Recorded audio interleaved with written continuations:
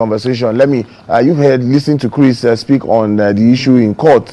Don't bring your phones, don't bring in gadgets. And we're expecting a decision with regards to live broadcast. Is there a body language that's already...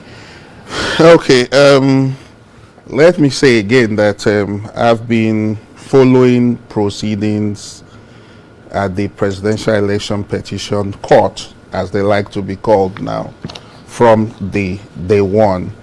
And I'll be there today again. We are more than interested in how the court performs on this. Interestingly, I must say so far, the chairman of the Presidential Election Petition Court, Justice Aruna Simon Samani, has actually conducted proceedings so far very nicely, very firmly. It's shown that he's a master of his proceedings. He's a master of the court. He's not being swayed by the big senior advocates around. Once his mind is focused on not wanting time to be wasted, he gives practice direction, very firm, I must say. However, there is a need to assist him sometimes, and that is what we owe the Nigeria and the court itself. The decision that they reached on Saturday to say journalists and lawyers shouldn't come in with their phones, I think it was ill-informed. I think it was really pretty ill-informed.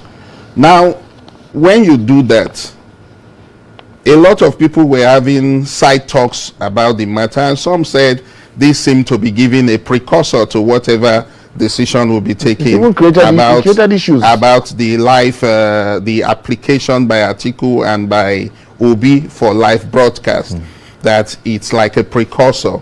But I just think that, yes, we don't need to read much meaning into it. Indeed, some people are abusing the fact of taking phones into the place. And I dare say, lots of lawyers now have found some appetite for some level of journalism. They are now bloggers. And a lot of them are also doing a lot of recording that they know they shouldn't do.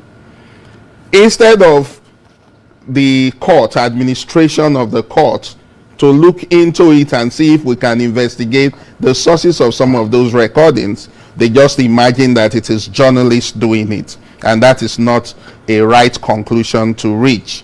We need to urge them that part of the arguments against a live broadcast by the respondents to that application was that journalists are in court, all media houses are represented in court, and they are busy doing their work and recording. So the public is being fed, and the public wants to be fed real time. The public wants to be fed real time, unlike the promise of the INEC chairman that they were going to upload results real time.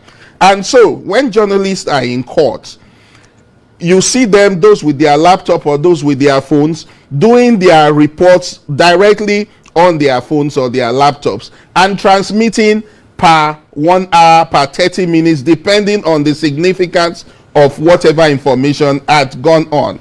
So if you are asking journalists not to be with their gadgets, with their phones, with their laptops and all that, you are saying that you are going to deprive. The implication is that you want to deprive the public of being fed real time.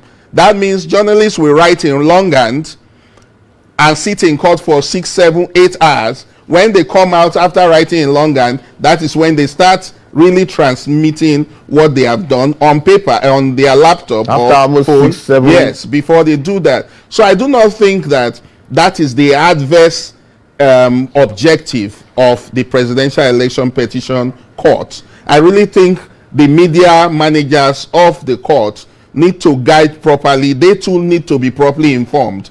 Emotional intelligence does not in any way help the decision to bar people from taking their phones in. Yeah. I think the court can only announce again today that whoever is caught recording will be guilty of contempt ex facie, contempt in the face of the court, and is liable to be sent to prison. That is what you do.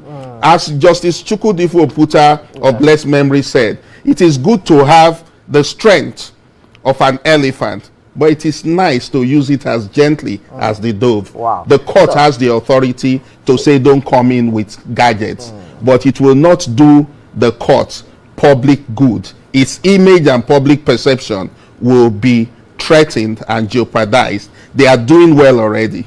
They should do well by ensuring that they revisit the decision to bar journalists and others from taking in their gadgets. What a beautiful quote. So we end this discussion with that quote. Thank you very much, Lemmy, for that. Lemmy Ugegbe has joined us, and of course Chris Wandu joined us from the virtual studio. Even Chris likes the quote. Yes, so look at some of these issues.